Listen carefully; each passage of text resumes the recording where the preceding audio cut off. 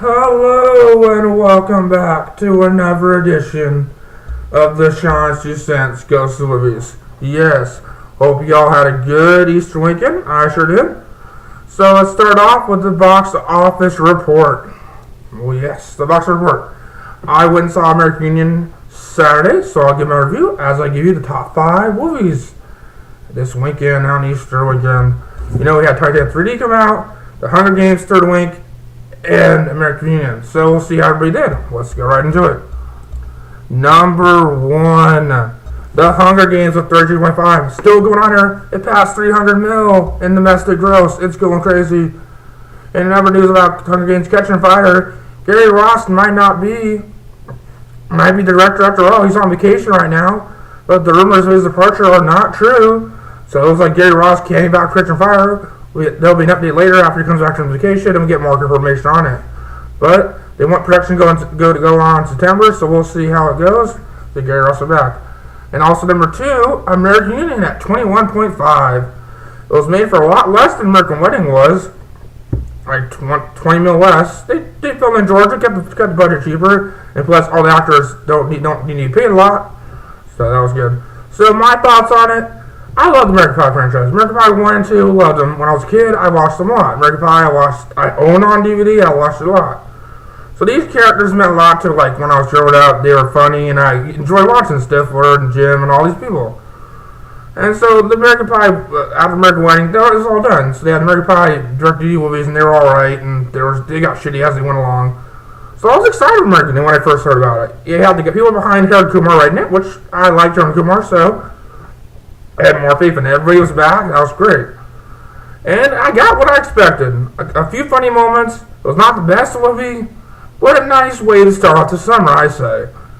And I give it a 3.5. I thought it wasn't the best movie, but for American Pie fans and fans of the franchise, it was a worthy sequel. And nice to see the whole gang back and everything. It worked great. The chemistry was great with the gang. I see Jim, Oz, Kevin, Stifler, Finch, them all back together. And the cameos from the original American Pie members were funny. Terminator and all that. It was pretty good. Even though I had to go to the bathroom like 4 times to drink a big soda, so I missed a couple parts, but yeah. And Titanic in 3D was number 3 at 17.4 million. Man, a lot less than I thought. I thought people want to see Titanic in 3D. The big joke is, will they see the iceberg this time? Fucking stupid jokes, I say. But it seemed like everybody didn't want to rush out to see that again. But I was wrong. 71.4 million.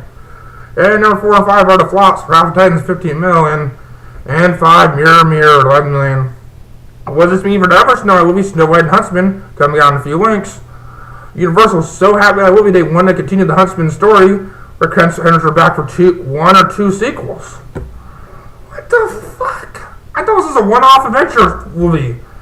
Why do you keep making these one-off fucking movies into like 3 sequels? It's fucking retarded. And speaking of sequels we don't need, this writer Frank Spotnitzer wrote X-Files, the TV show and the movies. He's been urging Studios to agree to the 3rd big-screen installment of the sci-fi hit. No, we don't need X-Files 3. X-Files 2, I saw it shit in theaters. Oh my god, it was boring as hell. I love the show. I watched it on Netflix, I caught it when I was a kid, I watched all of it, but I wasn't a fan of it. The movie with 98 was a good movie. The movie a few years ago wasn't that good. So I don't think it's ever made. Just some guy wanting to write a script. He says, here's what he tells science.com. There's a very active fan campaign for last week. I don't know if there's a fan campaign for the last week. That's what I think. There's no fan campaign. I don't feel there's a need for a movie. Do you? The comments in the comments below. Do you feel like there's never room for another X-Files movie?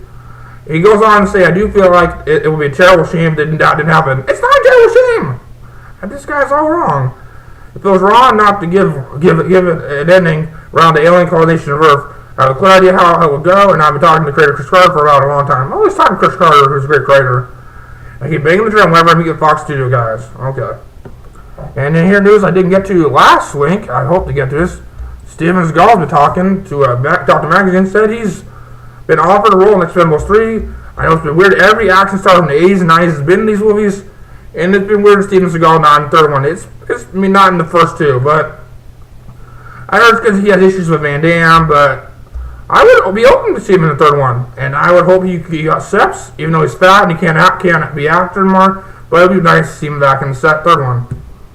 Seagal Thor fans progression at success.com. We'll see. It's far from actual confirmation, but hopefully the fact that he's talking about it in interviews suggests he's considering it. Yeah. Oh, that's the wrong one. Yeah, he's already been an offer, so it's pretty cool. That's the French bank said. He's considering it, so we'll see what happens. The third Avengers, third Expendables will be supposed to be filming in September. That's what Chuck Liddell said. If you believe Chuck Liddell. And Terrence Howard for Iron Man, gonna play the villain in I Am Global, an original action story called Dead Man Down. Opposite Colin Farrell, naming Reprise and Dominic Cooper. Colin Farrell really getting back in these big movies. Puerto Rico, Fright Night. Man, Colin Farrell dropped on the face of the movies after Miami Vice flopped real bad. Now he's back. And the film to be directed by Nick Niles at Aldon Opus. What's the original? The guy directed the original girl tattoo. What's the original tattoo girl?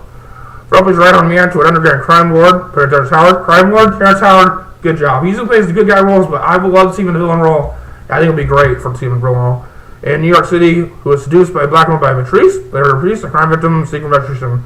The 10th sketchy lives in a sprawling playback, delivered in violent cathalos. That sounds like an awesome movie.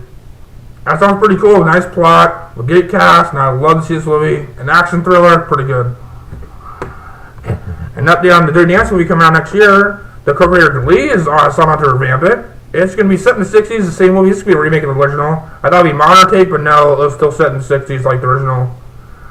And it'll feature his anniversary dancing, so it's supposed to be a rehash of the first one. It's weird, so it comes out next year as our reading the release date says now, obviously now. Kenny Ortega's going to direct it, High School Musical. He actually chose the choreographer back in the day on the original movie, which is crazy. I was a fan of her dancing with my mom, late mom. Well, let's see, she loved her dancing, watched it all the time, but they did that sequel, Havana Nights, a few years ago. That didn't do well, but we'll see how this reboot does. Not a reboot, or a remake. In the 60s, really, let's say a modern take like Footloose. Footloose was decent remake, even though I never saw the original, but I thought it was a decent movie. But, yeah. That's there. I'll drink that stop. So, as I was saying, the release date is for next year, but if you have no cast and you're already hiring writers, I see it being delayed like Footloose was for a couple years when they had Zac Efron on. They kind of went on for a while and it took like 3 years to make. Yeah. And if you're Mexican and you love violent TV, you're going to get a good Latino film. That's kind of racist, but still. Let me read this article. Heat Vision reporting that Jason Blum, Owen Pele. Owen Pele's playing a lot of movies. The Chernobyl is behind that. The River on ABC, he's behind a lot of shit. Karate is really well for him. He's getting a lot of jobs. He's writing a lot of shit. I don't like these ghost story movies. I'm more of a kill slasher kind of guy, but we'll see.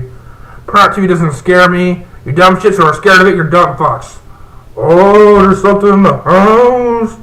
Fucking stupid. I'm taking my Jason, my Chucky, my Michael Myers. That's horror to me, you dumb fucks. The project is described as a cousin to one of her two series. However, it's not a sequel or a spin-off, a companion piece, perhaps. So, all we know is we can put our Chino cast and show rooted in Calvin-based supernatural craziness. They want it to be in production soon and a January 2018 release. That's pretty fast. For a movie that's not cast yet, that'd probably be a bunch of unknowns and be made for like 20-30 million.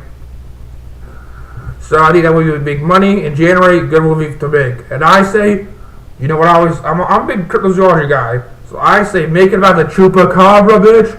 Chupacabra movie. Suck goats, suck blood goats. Yeah.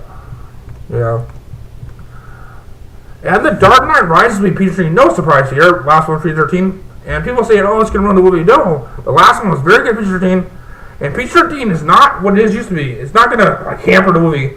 Dark Knight felt like a radar movie. So, if your movies are feeling like radar movies lately, this argument I always say. And I've read articles about this and everything. PG-13 is not really what it used to be. I've seen PG-13 movies that really look like radar movies. And it's like crazy. So, Dark Knight is still going to be what it is. They're still going to go all out. But if you're PG-13, that's no surprise. It gets more people in. No IDs, and it gets more people in. I don't think radar really hampers any movies. I saw my reunion, it made $21.5 million. That was radar. So, Superbad made money. Brides made some money last year, so I don't see the big reason why radar movies are so bad. 8 Mile, The Matrix, they all made money. They're all radar. So, I don't know. I will see Batman Radar. Nudity and all that shit. Yeah. But no, PG-13. And there's Anne Hathaway sporting a short due for Les Mis. Was everybody talking? I don't care about hairstyles, but I'll let you know. So Thor: My Daughter Rises. And mostly that is mostly it in the news for today. So yeah, I went a long day, but that's all right. That's cool. That's cool. I had a good. Okay. Make sure to like this video, subscribe, check out all the other videos on the channel, the Stormin Show, my show, everything. Make sure to find us on Facebook, Google us. You'll find us on Twitter, Tumblr, MySpace, anywhere. We're always here. You always contact us. You'll find a way. You see his face, you'll find it on the internet. Okay, so I'll see you later. Bye.